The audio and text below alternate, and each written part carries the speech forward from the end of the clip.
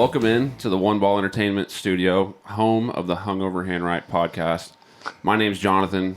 Today I'm joined by driver and crew chief of the Jon Sawyer Racing number 28 non-wing sprint car, Kory and Kris Schudy. Thanks for doing this. Yeah, thanks for having us. Yeah, no worries. All right, let's start from the beginning here. We'll start with you, Kory. Or actually, you're the older brother, Kris, so we'll start with you. What was your introduction to motorsports? Where did it all start? My grandpa Bird, our mom's dad, he's the one that got us all started in it.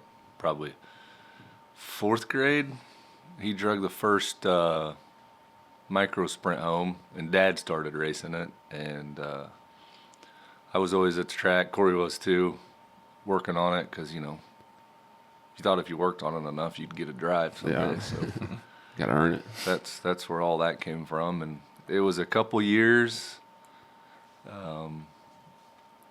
And they got me a car, started racing just a little bit, and in the micros, and then we went to the 600cc micros, and that's about the time.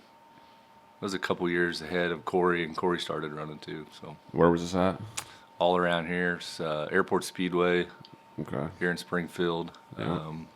We ended up racing at Urbana, up north of Buffalo a lot.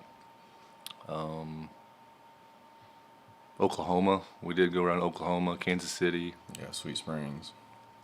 all those places eventually. But yeah, Grandpa Bird, he's the one that got us all going for sure. And the micro scene, at least in Missouri, kind of gone away since then, it seems like. It has, man. Back then, in the early 90s, the Airport Speedway had the little track, and they would drag, this is back when they were the 250 two-stroke motors, Right. back then before the four-cylinder engines got put in them. But it was big. There would be guys come from all over, and you'd have 30 cars there for a little junky racetrack night.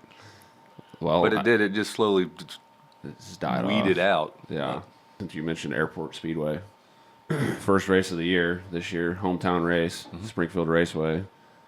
First time the sprint cars have been at Springfield in years. Long time, yeah. What do you think of that? I'm excited. I mean, we don't get to race 10 minutes from the house very often, so looking forward to it. I hope it happens. Being in March, we could have some snow on the ground then. So Right. hopefully it happens, but it'd be good for sponsors and everybody to be able to see the car that close to home. Unveiling the new car, series champ, first race of the year. It's good stuff. What's your game plan for Springfield, Kris, as the crew chief? Same thing we always do. We got a pretty balanced race car. Yeah. Trying some new stuff. Minor things different, but for the most part, don't mess up a good thing. Right. I was actually going to ask you what's kind of your style as a crew chief. Are you like a big notebook guy, or do you just kind of go off what you've been doing and then just feel / what he feels type thing? Yeah, notes. No, you have notes? Yeah, we work together on it a lot. Like, more for me is just making sure he's got confidence to go and do what he's thinking's right. Just back it up. You guys have obviously done a little bit of traveling. You've hit Florida. You've hit Knoxville. You've done a couple different things. Is there anything about the specifically Missouri or Midwest tracks that you would say is unique to this area, different from other parts of the country? I think the biggest thing is there's not a whole lot of open wheel racing, so you end up maybe running different lines, or the track fades different than some tracks when you travel. Say Illinois, where they run a lot of open wheel cars. They tend to know what to do to the racetrack. I think would be the biggest thing for around here, but they're definitely getting better. I mean, Lucas is making that place better and better for the the spring and fall show there. So Right. I think it's getting better. Well, I was actually going to ask you about Lucas. I mean, your first year in a sprint car was 2019, right? Mm-hmm. Yep. And your fourth race out, you actually won at Lucas. This is for both of you as a crew chief and a driver. What makes Lucas challenging? It fades fast, Yeah. and I think the year that we won that early, it rained a lot, so track was hooked up. I think that kind of helped us win, that early and starting in a sprint car. But anymore, I mean, from hot laps to the heat race is a totally different racetrack. So I think that's the biggest thing for keeping up with it. Is Lucas any tougher for you as a crew chief than anywhere else, or Well, we're going there to practice the 18th, so you got a little extra?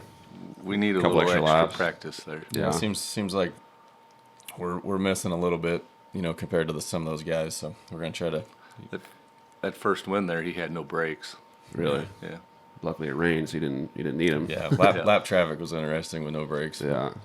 Kory, this is for you. Like when you linked up with my dad in the midget, just talk about that starting out in the midget and working your way through to the sprint car, big wins. Kind of how what series you went to, different things like that. It worked out really well the first year with the midget stuff. We just ran mainly Kansas City stuff. We did some Power National stuff like that, but I think we had some early success there with the old Stealth chassis car, and that got us all excited. And we ended up, getting better equipment and racing more. And definitely when you're running well, you get people excited about it. We got some sponsors, and things just kind of progressively got a little more intense. So we kept getting bigger and traveling more, and luckily we've won some championships and several races.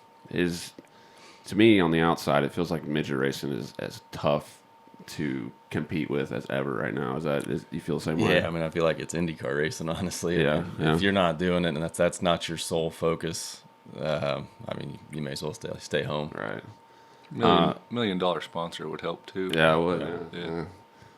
Get Toyota on board or some other company. Right. Be great. Speaking of midgets, I mean, the Chili Bowl, this was your 10th year this past year, 10th year racing there in a row. Ups and downs aside, I mean, how special is that race, and what makes you want to just keep doing it over and over? Oh, it's huge. I mean, I definitely have a love-hate relationship for it. It seems like something always goes wrong when we don't need it to go wrong, but we've gone from high point car after heat races to the engine not running, get caught up in wrecks. But there's nothing else going on that time of year. Right. So I feel like that's part of the allure. It's like bad luck some years, good luck. It's like it's just roll the dice. Well, and the partying and fun stuff's always the same, no matter if you run well or not. Yeah. So. Example always there. So. Yeah, for sure. Example of the up and down. Every Sunday that we get the trailer out of the building and we're heading home, we both always say, we're not coming next year. Never again. Yep. But we're back every year. Next January. Sprint car racing gets over. You don't do anything for a couple months. Come December, it's like, what else are we gonna do? Yeah, may as well.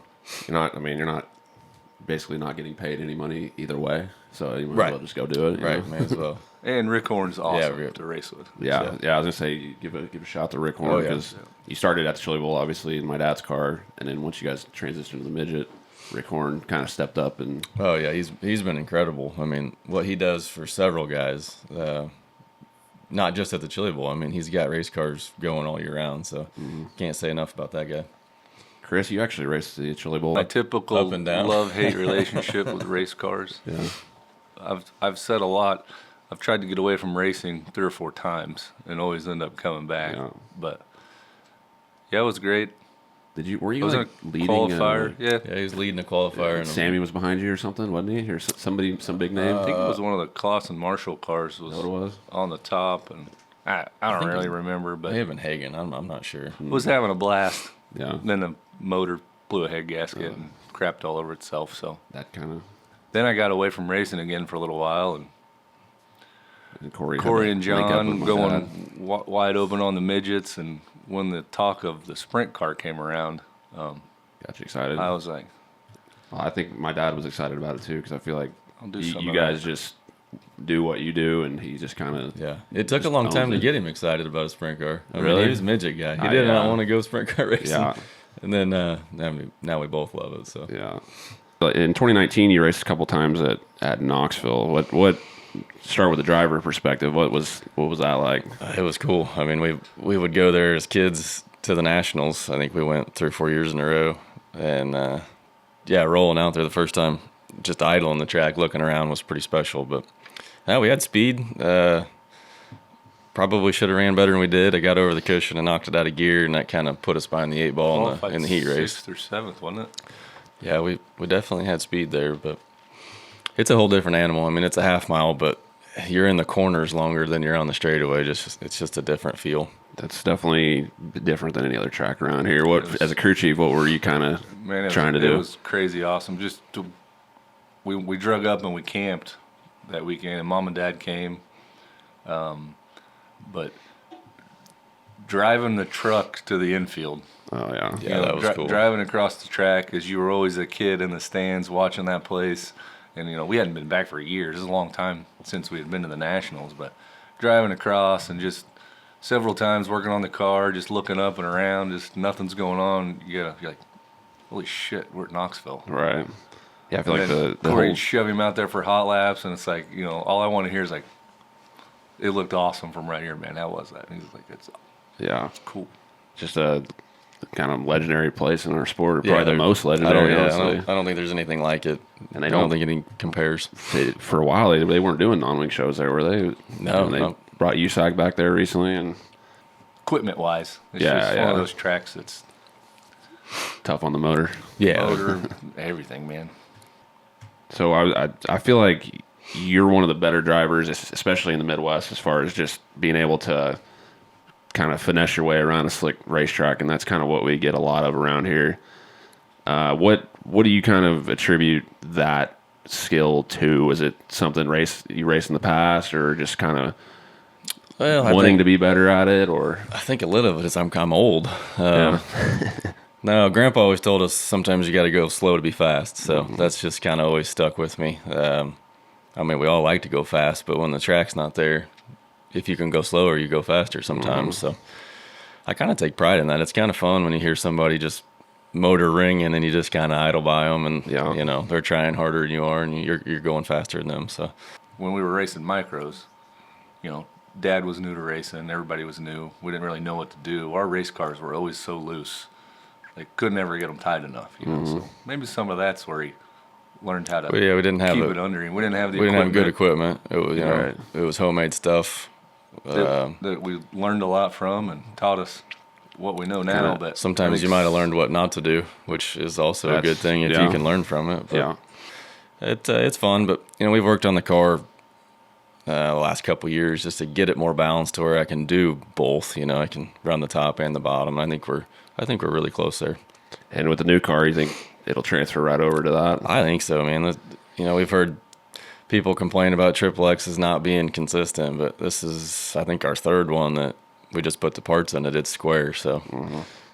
Good deal. So are we going to unveil the new car at Springfield on the March 25th? Yeah, I'm excited. It turned out great. Andrew Felker did an amazing job on it. So I'm assuming my dad will put it up on Facebook at some point. So if you want to see the new car, Jon Sawyer Racing on Facebook, added some white into it. Yeah, way different than what we've done in the past. So, so schedule this year, you're kind of trying to do a couple different series, right?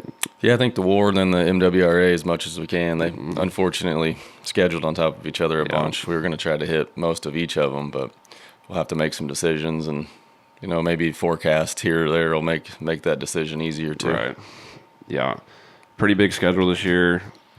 Both series. I think you're going to hit a couple of maybe a USAC at Macon type shows, stuff like that. So yeah, I think a lot of that's just play it by ear. We've talked about maybe a weekend in Indiana, just some local shows, see those tracks that we haven't seen yet. You've hit Lincoln Park a couple times, right? We went once, and it was just on a whim. We were up at what was that track in Illinois? Charleston. We were up close, and it was so dusty that we decided to drive a little further and hit that track on a Saturday night. It was cool. Loading up. Really? That was one of those racetracks that's so dark. Kory's like, I can't see going into the corner. Talking about Charleston? Yeah. It was so dusty on the start, and I was mid-pack, and I could see cars in front of me. I couldn't see the wall. I couldn't see anything. And that's pretty high bank. I think it was your dad said, decided you guys just want to drive on over to Indiana tonight? I think it was only like 2.5 hours away from where we're at. So right. I said absolutely. It was a fun trip. What do you think of that place? Cushions a mile tall. It was unbelievable. For the first time there, you had a lot of speed, and it actually, that place owes us one, because, he went, started 13th. He was up 3 spots in the first corner, and bam, right rear flat. Yeah, they had a flip or something, and I'm guessing we missed ran something over. Yeah.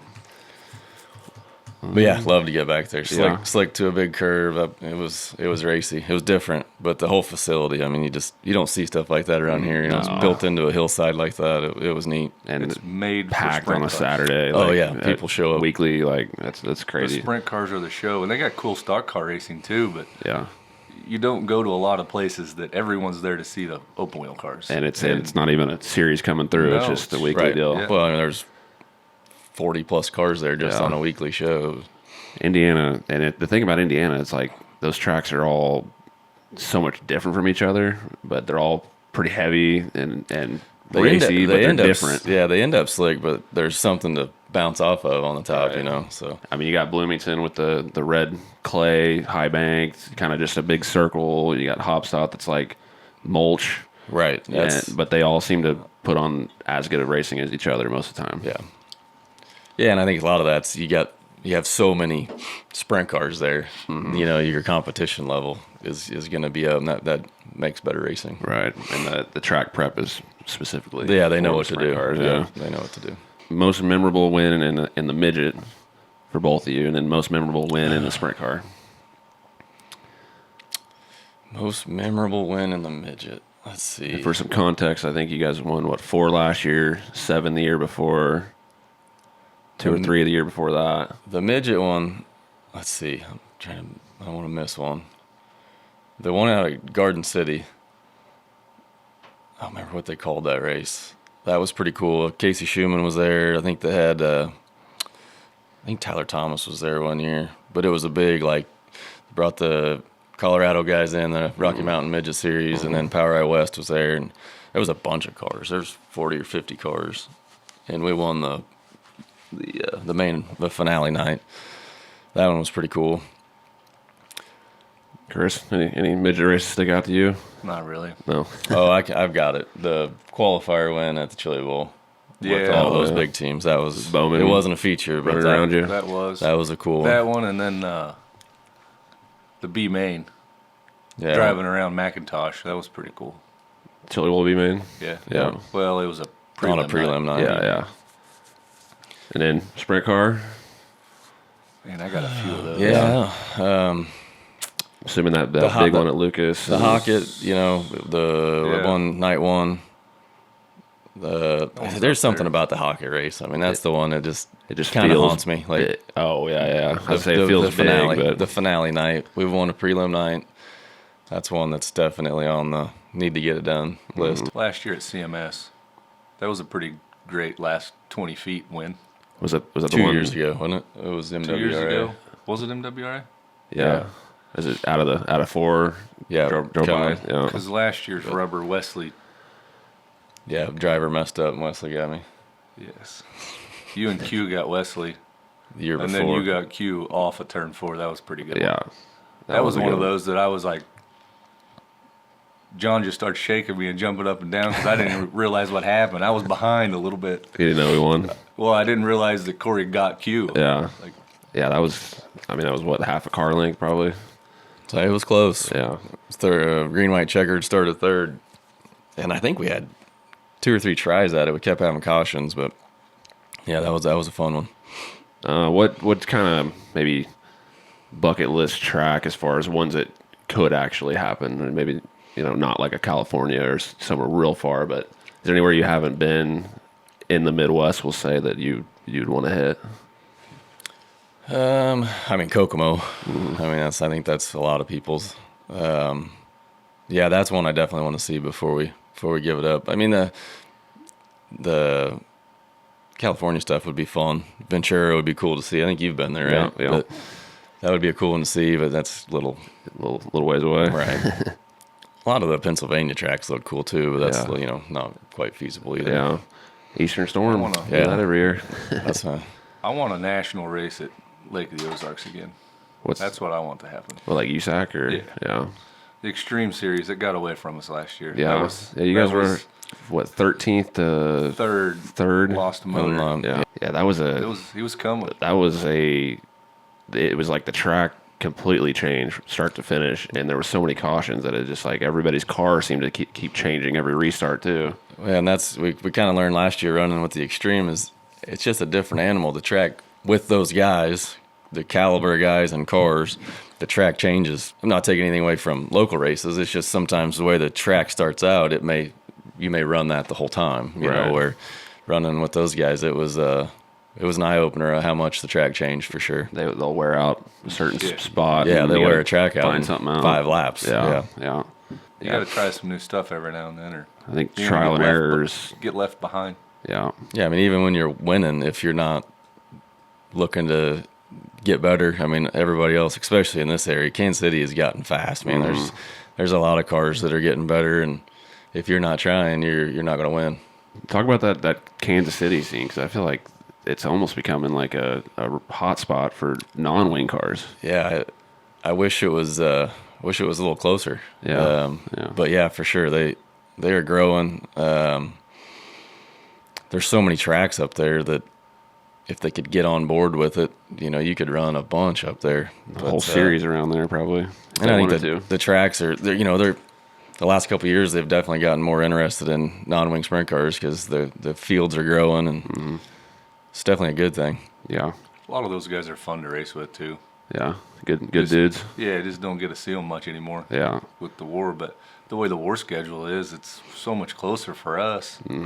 Just across the board around here, it just keeps getting faster every year. Yeah. 'Cause I remember the war when they first started compared to now.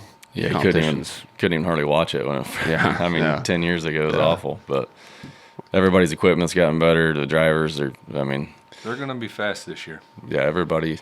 All the guys that have just been real close the last couple of years, Wagner, Doney, all them guys, they just keep getting more confidence. They're going to be good. Yeah. That's another thing. There's it's not just the older guys around here anymore. There's starting to be some young kids cutting their teeth in the local non-wing scene around here. Well, and up, in the Kansas City area, having Sweet Springs where they can come out of micros, and now they have an avenue to go to with sprint cars that they don't have to go to 360 wing cars. They can, they can do the 410 non-wing thing, which I think is way more fun. I mean, I haven't got to drive a wing car, but just, non-wing is, I think, where it's at. I feel like the non-wing 410 scene is kind of almost replacing the wing 360 scene in our area. Yeah, and especially with the 410 wing thing coming out, too, then you got guys that could run wing and non-wing with their engine package now. But the 360s used to be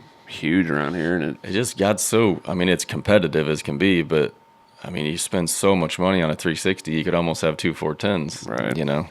What are 2 or 3 of your favorite people, drivers / teams to race against or race with every week? The Burks family, White Burks, Jeff Burks, they're a blast to race with. I would also have to say Quentin Benson. Those guys are fun to race with.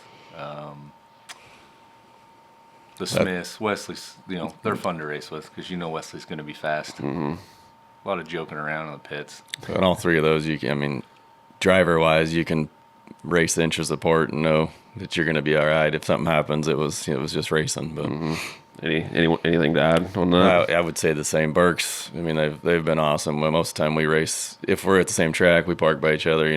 We'll share information, stuff like that. But Parkinson, he's always fun to race with. That the after racing is a little entertaining there too. So. And Trey Biggs helps him. He's a blast too. But I would say the same thing though. Wesley, we've raced from midgets, all this up to sprint cars now, and seems like we probably bring the best out of each other. We get a little more out of each other everywhere we go. But yeah, you guys live 30 minutes apart and. Pretty much. Just push each other every weekend on the track. Yeah, it's what we joke about. We could drive 8 hours and seems like we're in the same race no matter where we go. Yeah. All right. Well, thanks for doing this. Yeah. Probably. I think we're gonna put the sponsors on the screen on the outro here. So, thanks to all these sponsors that you'll see on the screen, and let's go eat some crawfish. Yeah. Let's do it. All right. Thanks, guys.